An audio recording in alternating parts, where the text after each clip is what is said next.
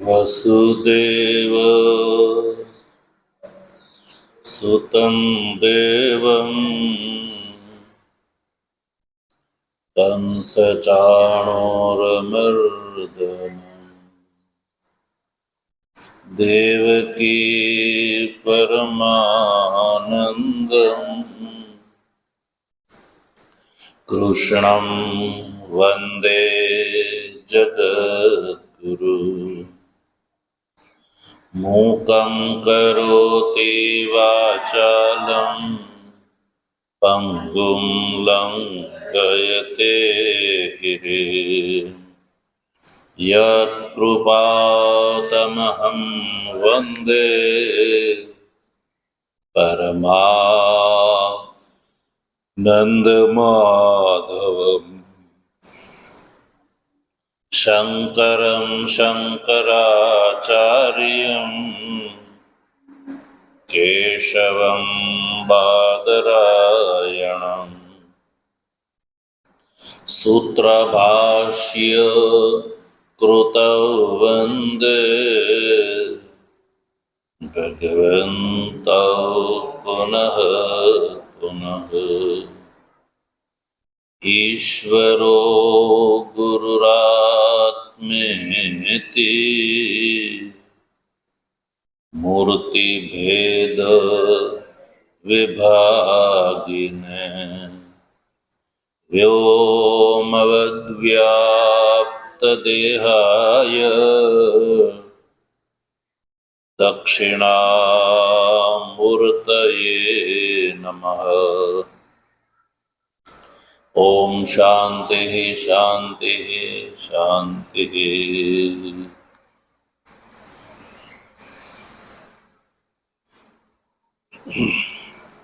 तत्व जिज्ञासु सज्जनों, भगवत कृपाथी श्रीमद् भगवद गीताना शांकर भाष्य सहित विचार क्रमानुसार कर्मयोग नामक तृतीय अध्यायना 35મા શ્લોકનો આપણે વિચાર કર્યો.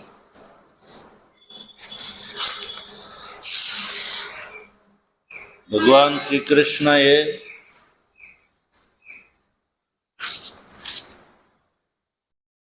અર્જુનને 34મા શ્લોકમાં કહ્યું કે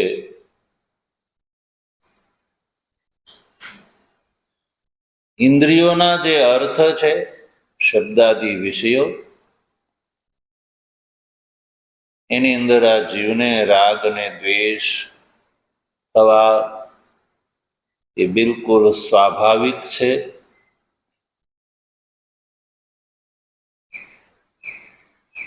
અને આ જે રાગ અને દ્વેષ છે એના જે વશમાં નથી આવતો,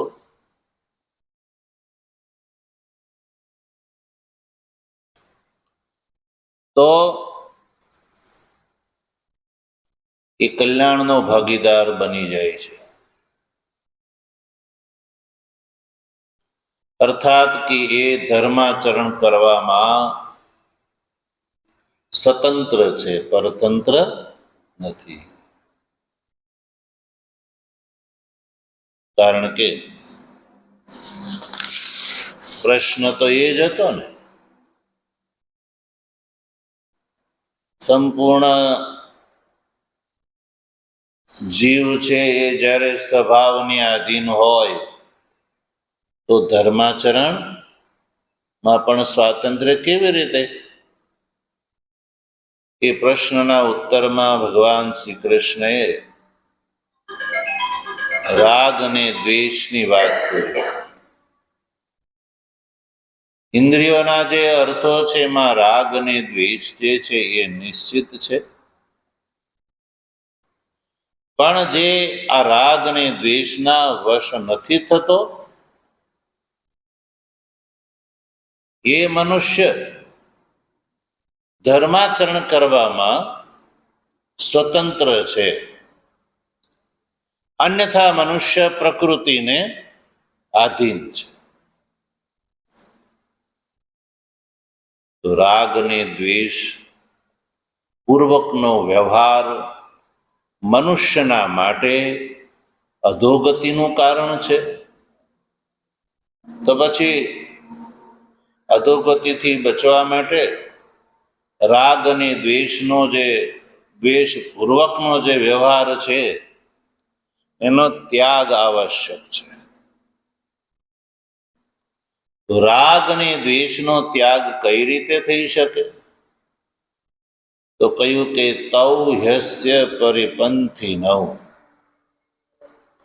એ પરિપંથી છે એવું જ્યારે જીવને સમજાય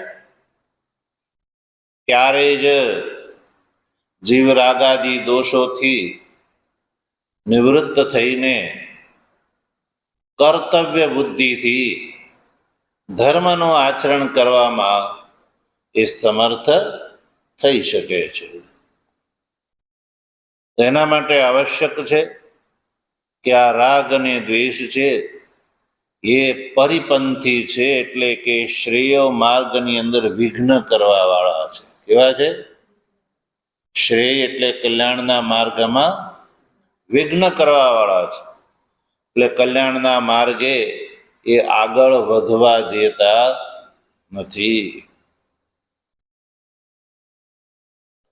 અને આ જે રાગ અને દ્વેષ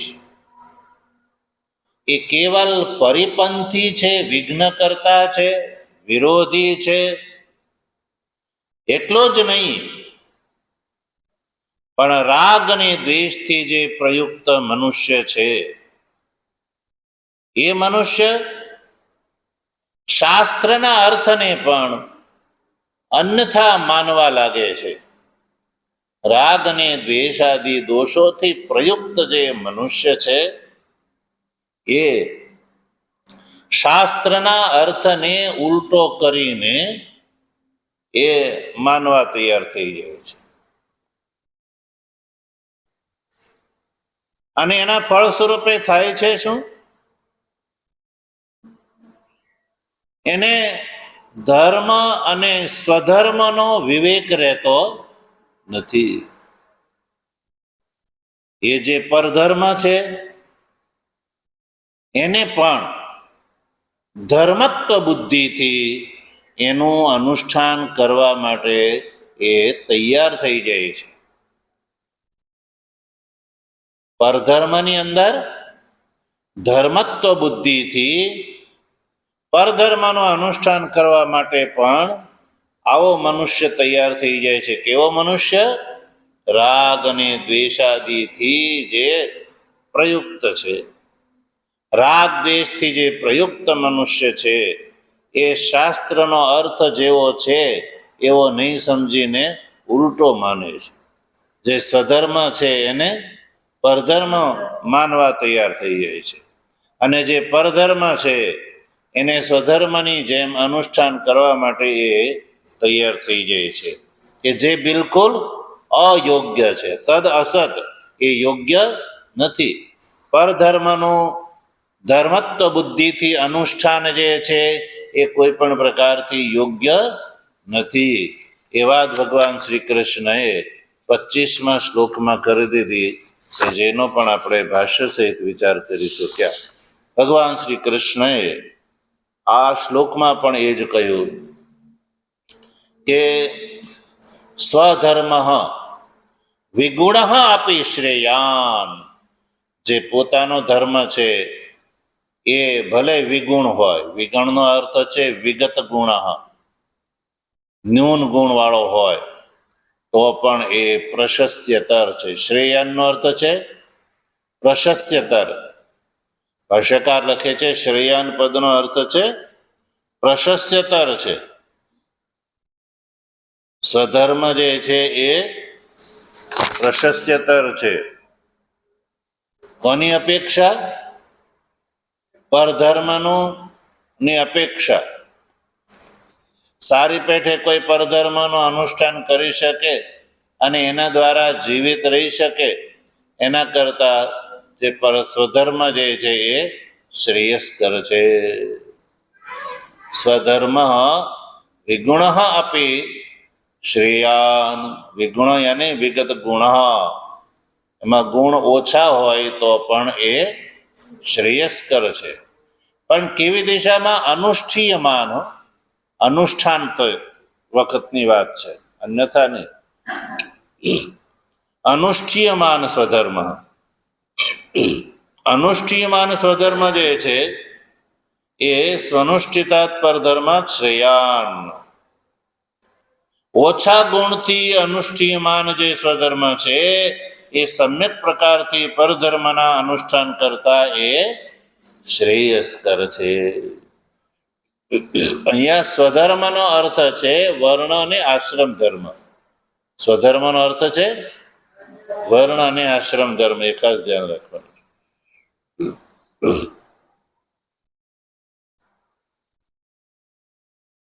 અને ભગવાને કહ્યું કે સ્વધર્મે નિધનમ શ્રેય. સ્વધર્મનું અનુષ્ઠાન કરતા કરતા સ્વધર્મની અંદર સ્થિત રહીને મૃત્યુ કદાચ આવે તો પણ એ શ્રેય એટલે કે શ્રેષ્ઠ છે. પરધર્મનું અનુષ્ઠાન કરીને જીવવા કરતા સ્વધર્મનું અનુષ્ઠાન કરતા કરતા મૃત્યુ આવે તો પણ એ શ્રેયસ્કર છે. આ વાત ભગવાન શ્રી કૃષ્ણે અર્જુનને કહી અને એ સ્પષ્ટ કરી દીધું કે હે અર્જુન, સ્વધર્મ જે છે એ જ શ્રેયસ્કર છે. પણ સ્વધર્મનો ત્યાગ કરીને પરધર્મનું અનુષ્ઠાન કોણ કરે છે? રાગ અને દ્વેષથી પ્રયુક્ત મનુષ્ય કરે છે. એટલે રાગાદી દોષો જે છે એ મનુષ્યના માટે અધોગતિનું કારણ છે. એ વાત આ દ્વારા સ્પષ્ટ ભગવાન શ્રી કૃષ્ણએ કરી.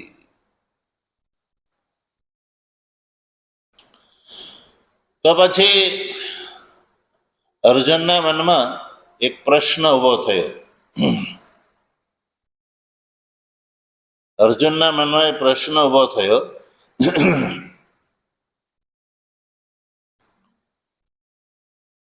અનર્થના મૂળ વિશે.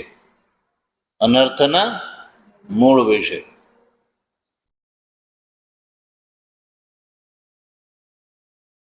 ભાષ્યકાર 26મા શ્લોકનો જે અર્જુનનો પ્રશ્ન છે એનો અભિપ્રાય સ્પષ્ટ કરવા માંગે છે. એટલે ભાષ્યકારે લખ્યું કે યદ્યપિ અનર્થ મૂલમ ધ્યાયતો વિષયાન પુંસ ઇતિ રાગ દ્વેષો યસ્ય પરિપંથિનો ઇતિ ચ ઉક્તમ. ભગવાન શ્રી કૃષ્ણએ અર્જુનને જે વાત કરી દીધી છતાં પણ અર્જુનના મનમાં અહીંયા પ્રશ્ન ઊભો થાય છે. આગળનો શ્લોક છે એમાં શું છે? અર્જુનનો પ્રશ્ન છે. 36મા શ્લોકમાં અર્જુન ભગવાન શ્રી કૃષ્ણને અનર્થના મૂળ વિશે પ્રશ્ન કરે છે. શેના મૂળ વિશે? અનર્થના મૂળ વિશે અર્જુન પ્રશ્ન કરે છે.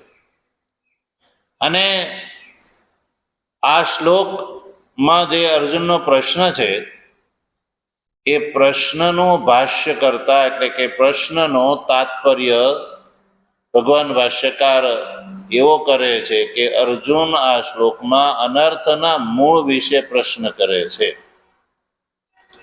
ભગવાન ભાષ્યકાર અર્જુનના પ્રશ્નનો આવો અભિપ્રાય બતાવે છે. શું અભિપ્રાય બતાવે છે? કે અર્જુન આ પ્રશ્નમાં અનર્થનું મૂળ પૂછે છે. તો ભાષ્યકારની સામે કોઈ એવો પ્રશ્ન કરી શકે કે 36મા શ્લોકથી અર્જુનનો જે પ્રશ્ન છે એ પ્રશ્ન અર્જુનનો અનર્થ મૂળ વિશે નથી. એ જે નક્કી કરવાનું છે કે અર્જુન 36મા શ્લોકથી જે ભગવાન શ્રી કૃષ્ણને પ્રશ્ન કરે છે, તો એ પ્રશ્ન અનર્થ મૂલક છે યા અન્ય કઈ અભિપ્રાયથી છે? તો ભગવાન ભાષ્યકાર શું કહે છે કે અર્જુનનો પ્રશ્ન અનર્થ મૂળ વિષયક છે. કે ભાઈ અનર્થનું મૂળ શું છે? તો કોઈ એમ કહી શકે કે નહીં, કારણ કે અનર્થનું મૂળ જે છે એ તો અર્જુનને ખબર છે. તો જે વાતની ખબર હોય એ વાતનો કોઈ પ્રશ્ન કરે ખરો?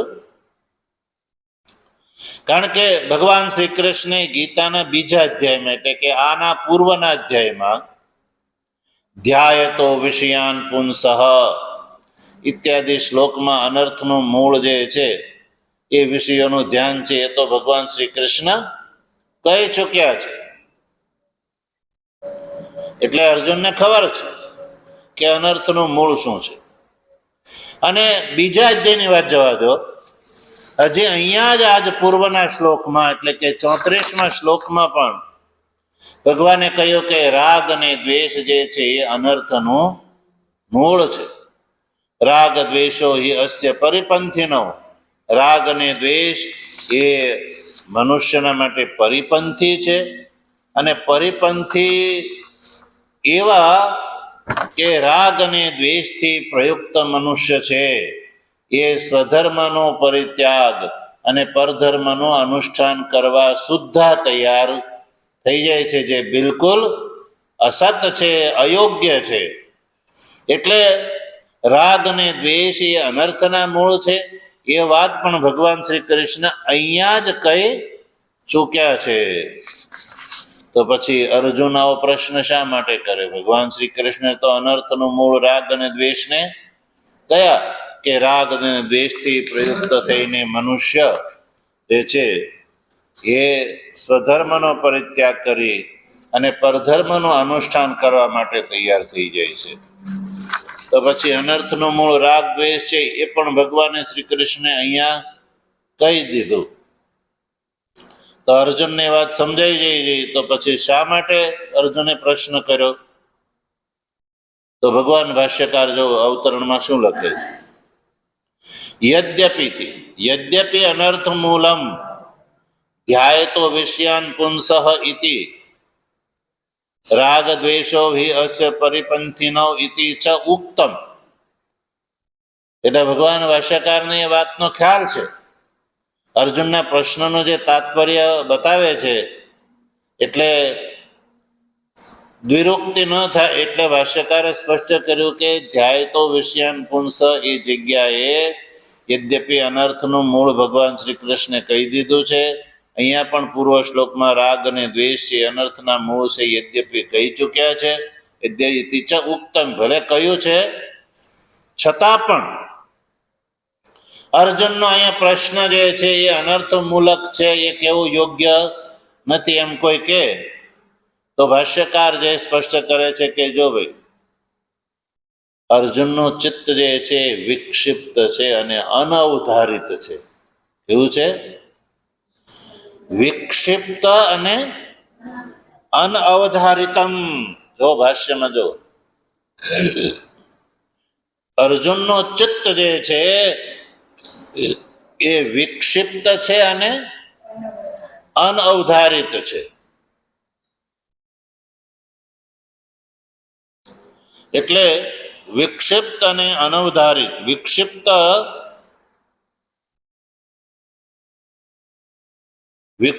અને અનવધારિતમ છે તદુક્તમ.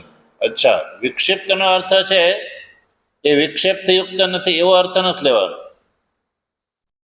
વિક્ષિપ્તમ અનવધારિતમ ચ તદ ઉક્તમ. વિક્ષિપ્તનો અર્થ છે અહીંયા વિસ્તૃત અને અનવધારિતનો અર્થ છે અનિશ્ચિત. વિક્ષિપ્ત શબ્દનો અર્થ છે વિસ્તૃત, વિસ્તારથી, અને અનવધારિતનો અર્થ છે અનિશ્ચિત. અનવધારિતનો અર્થ છે અનિશ્ચિત. એટલે ભગવાન ભાષ્યકાર આ વાતનું સમાધાન કરતા કહે છે કે ધ્યાય તો વિષયાન પુંસ અને રાગ દ્વેષોસ્ય પરિપંથીનો એ જગ્યાએ ભગવાને અનર્થનું મૂળ તો અર્જુનને બતાવી દીધું છે. અને કેવું બતાવ્યું? અનર્થનું મૂળ વિષયક પ્રશ્નનો ઉત્તર બતાવ્યો. વિક્ષિપ્ત અને અનવધારિતમ ચ તદુક્તમ. વિક્ષિપ્ત એટલે વિસ્તારથી અને અનિશ્ચિત રૂપથી ભગવાને ત્યાં બતાવ્યું હતું. વિસ્તારથી બતાવ્યું ક્યાં? બીજા અધ્યાયમાં. ધ્યાય તો વિષયાન પુંસ સંગસ્તે સુપજાયતે સંગાત સંજાયતે કામઃ કામાત ક્રોધો વિજાયતે ક્રોધાત ભવતિ સમોહ સમોહાત સ્મૃતિ વિભ્રમઃ સ્મૃતિ ભ્રંશાત બુદ્ધિનાશો બુદ્ધિનાશાત પ્રણશ્યતિ. તો આ રીતે અનર્થનું મૂળ જે છે એ વિષયોનું ધ્યાન છે એ વાત ભગવાને ત્યાં વિસ્તારથી બતાવી. અને અહીંયા રાગ દ્વેષો વ્યવસ્થિતો ઇત્યાદિથી પણ અનવધારિત એટલે અનિશ્ચિત રૂપથી આ કઈ વાત. તો પછી હવે અર્જુનને મનમાં પ્રશ્ન ઉઠવો જોઈએ નહીં. છતાં પણ એ અર્જુને પ્રશ્ન કર્યો છે. તો એ શા માટે? તો કહ્યું કે જો તત્ સંક્ષિપ્તમ નિશ્ચિતમ ચ ઇદમ એવ ઇતિ જ્ઞાતુમ ઇચ્છન અર્જુન વાચ. તો અર્જુનને એ વાતનો બોધ છે. ભગવાને વિસ્તારથી બતાવ્યું બીજા અધ્યાયમાં, અને અહીંયા પણ રાગ અને દ્વેષ જે છે અનર્થના મૂળ છે એ બતાવ્યું. તો ફરી અર્જુને પ્રશ્ન શા માટે કર્યો? તો ભાષ્યકાર લખે છે કે સંક્ષિપ્ત અને નિશ્ચિત રૂપથી ઇદમ એવ, આ જ અનર્થનું મૂળ છે એ જાણવા માટે. તો કેમ ત્યાં ઇદમ એવ એટલે નિશ્ચિત અવધારણ ન થયું? તો કે ન થયું. કેમ? કારણ કે બીજા અધ્યાયમાં ધ્યાયત વિષયાન પુંસ, વિષયોનું ધ્યાન અનર્થનું મૂળ કહ્યું. બીજા અધ્યાયમાં શું કહ્યું? વિષયોનું ધ્યાન. અને અહીંયા શું બતાવ્યું? રાગ અને દ્વેષ. તો અર્જુનના મનમાં એ નિશ્ચિત ન થયું કે વિષયોનું ધ્યાન જ અનર્થનું મૂળ છે કે રાગ અને દ્વેષ. ભગવાને આ બે વાત કરી. તો અનર્થનું મૂળ રાગ અને દ્વેષ એ અનર્થનું મૂળ છે કે વિષયોનું ધ્યાન એ અનર્થનું મૂળ છે? કોઈ વ્યક્તિ એક પ્રશ્નના ઉત્તરમાં બે વાત કરે તો શ્રોતાને મનમાં સંદેહ થઈ જાય કે આ બે વાત કરે છે, સાચી કઈ માનવી? એમ ભગવાને અનર્થનું મૂળ બીજા અધ્યાયમાં વિષયોનું ધ્યાન બતાવ્યું અને અહીંયા રાગ અને દ્વેષ બતાવ્યા. તો પછી અર્જુનના મનમાં પ્રશ્ન ઉભો થયો કે સંક્ષેપથી મારે જાણવું છે. કેવું? સંક્ષેપથી અને નિશ્ચિત રૂપથી.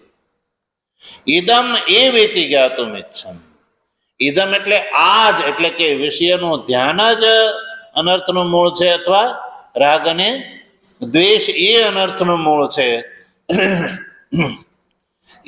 એ જાણવા માટે થઈને અર્જુને અહીંયા પ્રશ્ન કર્યો છે. યદ્યપિ પ્રશ્ન થઈ ગયો અને ઉત્તર પણ થઈ ગયો છે, એ બંને વાત થઈ ગઈ છે, પણ અર્જુન સંક્ષેપથી અને નિશ્ચિત રૂપથી આ જ અનર્થનું મૂળ છે, વિષયોનું ધ્યાન અથવા રાગ દ્વેષ બેમાંથી આ જ અનર્થનું મૂળ છે એ જાણવા માટે અર્જુને અહીંયા ભગવાનને પ્રશ્ન કર્યો. તો અર્જુનનો પ્રશ્ન શું છે? અથ કેન ઇત્યાદિ ભગવાન કહે છે. તો પછી અહીંયા પાછો એક પ્રશ્ન ઉભો થાય સજ્જનો.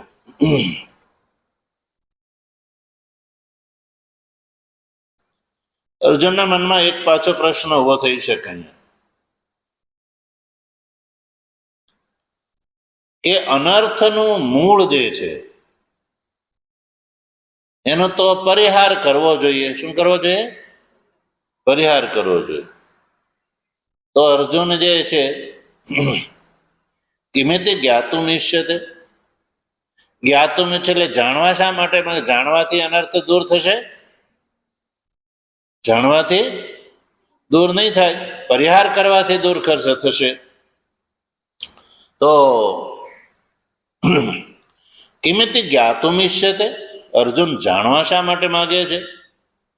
તો ભાષ્યકાર જો સ્પષ્ટ કરે છે કે જ્ઞાતે હિ તસ્મિન તદ ઉચ્છેદાય યત્નમ કુર્યામ.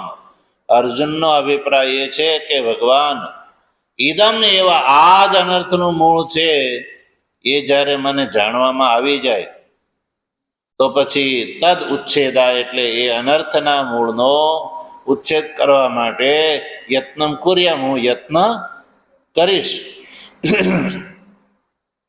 તમે મને નિશ્ચિત રૂપથી બતાવો આ જ અનર્થનું મૂળ છે, તો પછી હું એના ઉચ્છેદ માટે પ્રયત્ન કરી શકું.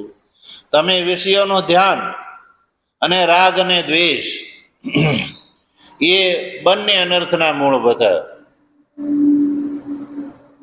તો મારે એનો ઉચ્છેદ કરવા માટે પ્રયત્ન કરવો હોય તો મારે નિશ્ચિત રૂપથી અનર્થનું મૂળ જાણવું જોઈએ, કે વિષયોનું ધ્યાન છે કે રાગ અને દ્વેષ છે, એક એક છે અથવા બંને છે, એ નિશ્ચિત રૂપથી મને બતાવો તો હું એને દૂર કરી શકું.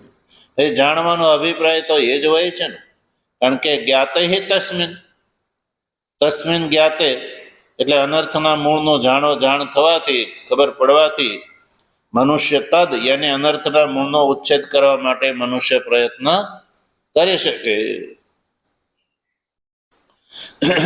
અનિશ્ચિત હોય તો એકનો ઉચ્છેદ કરે ત્યાં બીજું ઊભું રહે પાછું. એટલે નિશ્ચિત કરીને ભગવાન કહેવામાં, અર્જુન જાણવા માગે છે કે નિશ્ચિત કરીને તમે ભગવાન મને બતાવો, જેથી કરીને હું એના ઉચ્છેદ માટે નિશ્ચિત રૂપથી પ્રયત્ન કરી શકું. એટલે અર્જુને પ્રશ્ન કર્યો. તો જો આપણે અર્જુનનો પ્રશ્નનું આપણે ઉચ્ચારણ કરીએ. અર્જુન ઉવાચ અથ કેન પ્રયુક્તોયમ પાપમ ચરતિ પુરુષઃ અનિચ્છન્નપિ વાર્ષ્ણેય બલાદીવ નિયોજિતઃ. તો સજ્જન, આપણે શ્લોકનું ઉચ્ચારણ પણ કરી ચૂક્યા છીએ, સંધિ વિગ્રહ પણ કરી ચૂક્યા છીએ, અને એનું વાક્ય રૂપ પણ આપણે સમજી ચૂક્યા છીએ. તો વાક્ય રૂપ શું છે? જો વાક્યના રૂપમાં પણ આપણે બોલી લઈએ ફરી વાર. અથ વાર્ષ્ણેય અનિચ્છન અપી અયમ પુરુષઃ કેન પ્રયુક્તઃ બલાત નિયોજિતઃ ઇવ પાપમ ચરતિ. તો આ અર્જુનનો જે પ્રશ્ન છે એ આપણે વાક્યમાં બોલી ગયા. અથ જે છે પ્રશ્ન માટે છે. અથ શબ્દનો પ્રયોગ શ્લોકમાં પ્રશ્ન માટે છે. અર્જુન ભગવાન શ્રી કૃષ્ણને સંબોધન કરે છે કે હે વાર્ષ્ણેય. વાર્ષ્ણેય એટલે વૃષ્ણિ કુલમાં ઉત્પન્ન. હે વાર્ષ્ણેય અનિચ્છન અપી અયમ પુરુષ. નહીં ઈચ્છવા છતાં પણ આ જે પુરુષ છે એ કેન પ્રયુક્ત, કોનાથી પ્રયોજાઈને, કોનાથી પ્રેરિત થઈને પાપાચરણ કરે છે? કોનાથી પ્રેરિત થઈને પાપાચરણ કરે છે? અને એ વાતને સમજાવવા માટે અર્જુને ભગવાન શ્રી કૃષ્ણ દ્રષ્ટાંત બતાવ્યું કે બલાદ ઇવ નિયોજિત. જેવી રીતે રાજા છે એના નોકરને આદેશ કરે, અને નોકરની ઈચ્છા ન હોવા છતાં પણ રાજાની આજ્ઞાનું પાલન કરવા માટે જે નોકર છે એને કામમાં જોતરાવવું પડે છે. તો રાજ્યા બલાદ નિયોજિત ભૃત્ય ઇવ. રાજાએ પોતાના નોકરને ઓર્ડર કર્યો અને નોકરની ઈચ્છા ન હોવા છતાં રાજાની આજ્ઞાનું પાલન જેમ નોકરને કરવું પડે છે, એવી રીતે પુરુષ જે છે એને પણ ખબર હોય, જાણતો હોવા છતાં પણ બલાત એટલે જબરદસ્તીથી પાપાચરણ આ મનુષ્ય કેમ કરે છે સજ્જનો?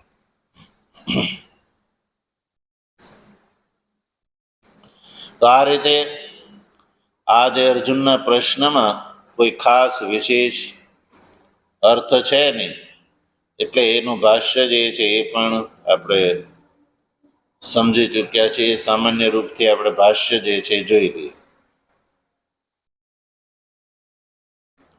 અથ જે છે ભગવાન ભાષ્યકાર એનો કોઈ અર્થ કર્યો નથી. અથ પદનો કોઈ અર્થ નથી કર્યો સજ્જન. અથ પદ શા માટે પ્રયોગ કર્યો છે એમાં કઈ કોઈ વિશેષ વાત છે નહીં, એટલે ભાષ્યકારે પણ એનો કોઈ વિશેષ અર્થ કર્યો નથી.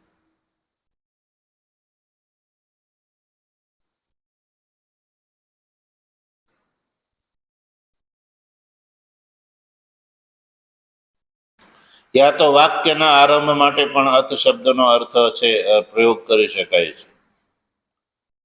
ટીકાકાર લખે છે, વાક્યારંભાર્થત્વમ અથ શબ્દસ્ય ગૃહીત્વા. વાક્યનો આરંભ કરતી વખતે પણ અથ શબ્દનો પ્રયોગ કરવાની પરંપરા રહી છે. એટલે વાક્યારંભ માટે અર્જુને અથ શબ્દનો પ્રયોગ કર્યો છે. હવે અર્જુનનો પ્રશ્ન છે, અયમ પુરુષ કેન પ્રયુક્ત પાપમ ચરતી. આ જે પુરુષ છે, આ જે પુરુષ છે, તો પુરુષ શબ્દનો અર્થ જે છે પણ ભગવાન ભાષ્યકારે કોઈ ખાસ કર્યો નથી. શ્લોકમાં પુરુષ શબ્દ છે ને એ દીર્ઘ છે. પકારોત્તરવર્તી ઉકાર છે એ દીર્ઘ છે, અને ખરેખર પ્રસિદ્ધિ રસ્વ ઉકારની છે. પણ ગીતાના શ્લોકમાં પુરુષ એવો શબ્દ પ્રયોગ છે, પુરુષ નહીં પણ પુરુષ. એટલે ભાષ્યકારે એનું કોઈ કારણ બતાવ્યું નથી. પુરુષનો અર્થ સીધો પુરુષ એવો જ કરી દીધો છે, પુરુષ. તો શ્લોકમાં પુરુષ એમાં જે દીર્ઘ જે પુ છે, એ દીર્ઘ પુ છે એનો અર્થ છે શરીર. શ્લોકના સંદર્ભમાં જોઈએ. શ્લોકના સંદર્ભમાં પુરુષમાં જે પુરુષમાં પુ શબ્દ છે ને દીર્ઘ ઉકારાંત, એનો અર્થ છે શરીરમ. અને શરીરનો બીજો અર્થ છે પૂરી. આ શરીરને શું કહેવામાં આવે છે? પૂરી. કારણ કે પૂરીની અંદર જે લક્ષણો હોય છે એ બધા જ લક્ષણો આ શરીરની અંદર પણ ઘટી જાય છે. એટલે પૂરી પૂરી શેતે તે પુરુષય. પૂરીની અંદર જે વાસ કરે છે એટલે વાસ કરવા વાળાને પુરુષય કહેવામાં આવે છે. હવે એ વાસ કરવા વાળો જે છે સ એવ પુરુષ પુરુષશ્ચ, એને માટે પુરુષ શબ્દનો પ્રયોગ છે. એટલે કોઈ વિશેષ એવી કોઈ વાત છે નહીં.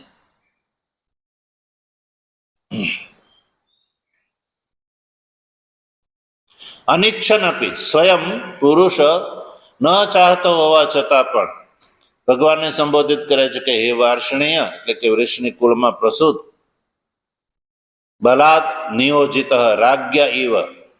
જેવી રીતે રાજાની પ્રેરણાથી નોકર ન ઈચ્છવા છતાં પણ રાજાની આજ્ઞા અને ન કરે તો રાજદંડના ભયથી જેમ ભૃત્ય જે છે એ અનિચ્છા હોવા છતાં પણ કાર્ય કરવા માટે જેમ પ્રેરિત થાય છે, એમ કેન પ્રયુક્ત, એ રીતે અહીંયા પણ કેન પ્રયુક્ત. કેન એટલે કયા હેતુથી પ્રયુક્ત થઈને આ પુરુષ જે છે એ પાપાચરણ શેના કારણે કરે છે? તો સજ્જનો, આ રીતે આપણે આ 36મા શ્લોકનો પણ વિચાર કર્યો અને ભગવાન શ્રી કૃષ્ણ હવે આ જીવ જે છે પાપાચરણ એટલે કરે છે, એની પાછળનો પ્રયોક્તા કોણ છે એનો ઉત્તર ભગવાન શ્રી કૃષ્ણ 37મા શ્લોકમાં આપે છે. ભગવાનની કૃપા હશે તો એનો વિચાર આપણે આગળ કરી શકીશું. ઓમ વસુદેવ સુતમ દેવમ કંસચાણૂરમર્દનમ દેવકી પરમાનંદમ કૃષ્ણં વંદે જગદ્ગુરુ મૂકં કરોતિ વાચાલં પંગું લંઘયતે ગિરિં યત્કૃપાતમહં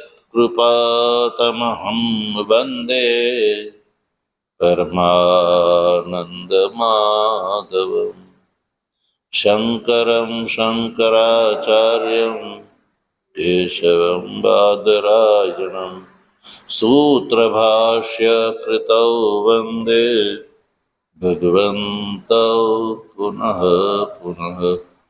ઈશ્વરો ગુરુરાત્મેતિ મૂર્તિભેદવિભાગિની વ્યોમવદ્વ્યાપ્તદેહાય દક્ષિણામૂર્તયે નમઃ. ઓમ શાંતિ શાંતિ શાંતિ.